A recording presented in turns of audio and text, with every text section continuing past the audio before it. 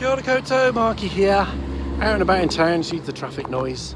Look at me, I'm all colour coordinated, or kind of almost, it's quite by accident.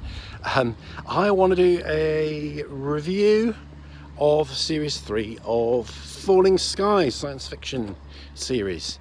So I've done one for Series 1, one for Series 2, I can do one for Series 3. I guess I'll probably do one for Series 4 and 5. I think it goes up to 5. There will be spoilers from, I should have said really in some of my previous review videos, please take it that if I do a review video there's going to be spoilers.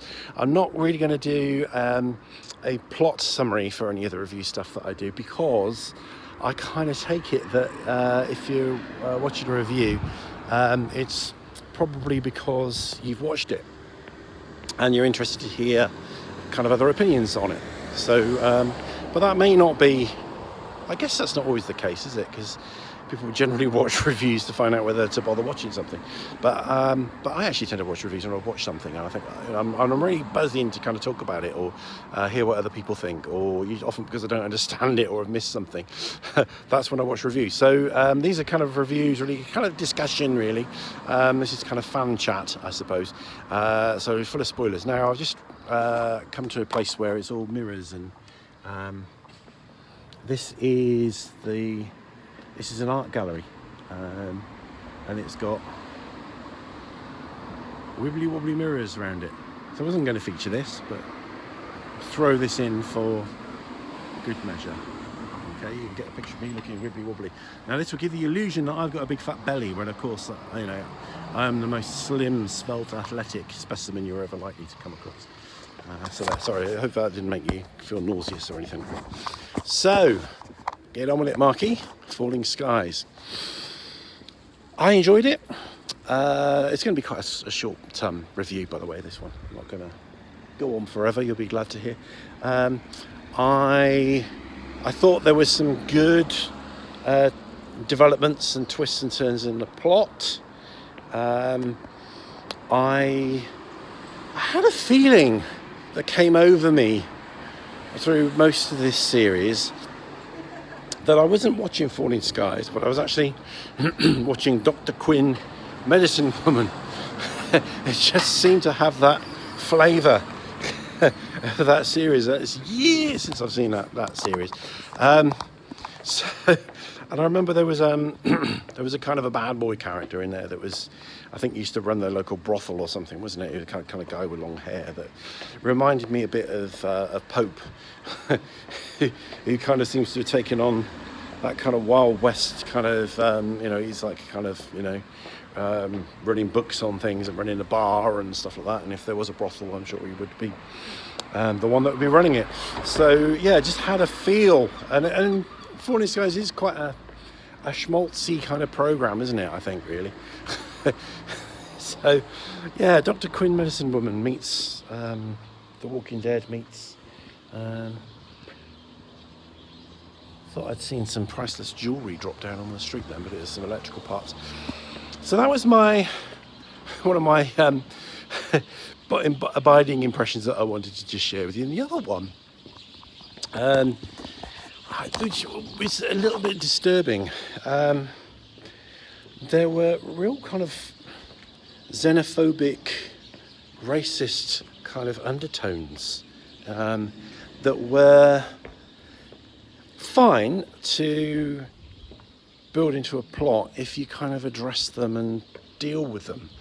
But there was definitely a lot of stuff. There was a mention of the only good alien is a dead alien, which of course, consciously or unconsciously, I think, comes from the only good Injun is a dead Injun. So I thought that wasn't good, really. I thought it's fine to, like I said, to deal with those things, to bring those out and resolve them through the characters, but they weren't resolved. That was left hanging. Maybe they'll come back to that in Series 4 and kind of address that, because we're still supposed to be, in doubt about whether the Voma are kind of good guys or not. And I think the way they kind of kept that suspense and that mystery is good.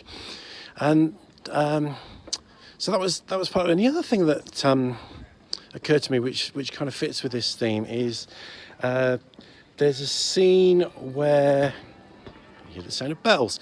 There's a scene where they are They're looking for Anne Glass and Alexis, the baby. They come across the body of a woman, and they feel a strong compulsion to bury her, despite the fact they're on a schedule, or schedule I should say. And then there's another scene where one of the, what they refer to as the rebel skitters, partially kind of clambers and partially falls down a cliff covered in blood to warn them of something. And see what they do with their ally, their comrade in arms, this rebel skitter as they like to refer to them, who's kind of risked their life to warn them. And there's no sense of are they dead, are they dying, do we need to get medical help? Certainly no kind of sense of do we have to bury them. And they're still calling them rebel skitters. Now skitters, effectively that's a derogatory term that they used, which kind of makes sense. They're the enemy at the start. Before they realise that they're actually an enslaved race, and not the real bad guys of the story, but they're still calling them skitters. So which is not okay, really. So the was it the fish heads as they refer to them, and they refer to the foam as the bubble heads, and but both of those have actually got correct names, whereas what they refer to as the skitters, as far as I'm aware, unless I missed something, they don't actually have a proper name. So I think this leaves a nasty taste in my mouth, really, and this kind of makes me think, and there's I think there's a lot in the plot about this. It kind of makes me think of when the North American continent was being colonised by France and England and Spain, and there were wars and conflicts between them, and often they would make alliances with Native American tribes or Native American warriors to kind of join in. But ultimately, you just kind of, in the fullness of time, with the benefit of retrospect, those Native American tribes would have been far better off letting the colonial powers fight it out between them and then picking off the survivors, and then maybe they would have maintained their lands. And I think this is kind of, there's an echo of this in Falling Skies. There are these two more advanced colonial powers fighting it out, and can you trust them? They say, oh, we're here to liberate you, but are they? Are they not just there to conquer themselves? So I thought that was good, and everything else was good, really, just apart from this kind of this disregard for the race that they call skitters, whether they're allies or enemies. And I think that's really bad. But maybe I speak too soon, and maybe that will all be resolved in the next series or the series after that. But I didn't like it. I didn't think it gave very good messages. It was very much good engine. No, the only good engine is a dead engine. You can't trust any aliens. And subliminally, that's kind of giving messages that you can't trust other. You could use that to describe Muslims, and people do use phrases like that. The only good Muslim is a dead Muslim, which is terrible. So what else? Good series. I didn't like the episode where Pope and Tom were kind of together on the road and hiding out together, and they had this kind of homoerotic kind of punch up. That to me was just a really corny kind of trope, really. I didn't like that at all. So they had this kind of moment around the campfire where they kind of shared some biographical stuff and found some commonalities between them, and looked like they might be bonding, and then they're having a punch up, and I don't know, it's kind of, that's probably a bit Dr. Quinn, or it's a bit kind of, it's just old-fashioned trope, overused, cliche. Didn't like it. Loved all the effects. I like how they've done the Vohm. I like how they talk. I liked the ambiguity, you know, with the, you know, so Tom, you know, has breached protocol by touching the foam commander, and that's why they've responded in this way, and they do eventually listen. And then the stuff with Karen, I thought that was good. And I like the way that they, even though they shot Karen, they still returned Anne and Alexei. I never thought for 1 minute that Anne and Alexei were dead. You know, why would Karen do that when they were of such value in terms of bargaining? You know, why would they do that? So the fact that even though they shot Karen, the gift was still given. You know, from that race, which name I can't remember how you say it. So that kind of shows that they're serious, not necessarily that they're genuine, but they want to make a very strong gesture that actually we might need you for an alliance. And I think, you know, I suspect it's more their need than anything else.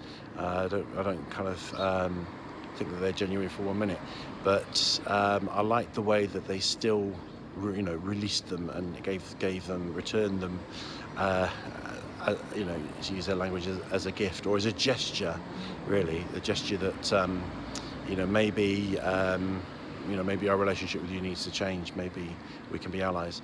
I liked how they did that, because, you know, you could have kind of had the, you know, shot Karen. They could have just kind of flown off with Anne and Alexei, you know, to use as bargaining chips for another day, but they didn't. I thought that was interesting. So there you go. I said it was going to be short. It's not that short, really, is it? But kind of, you know, not long either. I hope that's interesting. So if you've got any comments, please share them. We'd love to hear them. People that talk about science fiction online are often very rude, in my experience, and seem incapable or lack the maturity of being able to offer a different opinion without actually name calling or put downs. So if you're not capable of doing that, then go and leave a comment on somebody else's channel. If you're able to disagree nicely and be polite, because I don't mind people disagreeing with me, and I don't mind people telling me I've got stuff wrong. And the reason that this series is called Mark's ND reviews is because I'm neurodiverse, and one of the problems I have is taking in information and following plots. So there is a strong likelihood that I've missed something really obvious or got something wrong. So I'd love to hear your thoughts on this if they're polite. And but the other kind of thing, don't tell me anything about season 5 or beyond, because I haven't watched those. Season 4, in fact. So don't tell me about anything for season 4 or 5, because that will spoil the fun. Okay. And when I've got around to watching season 4, I'll do another review. Rangimarie.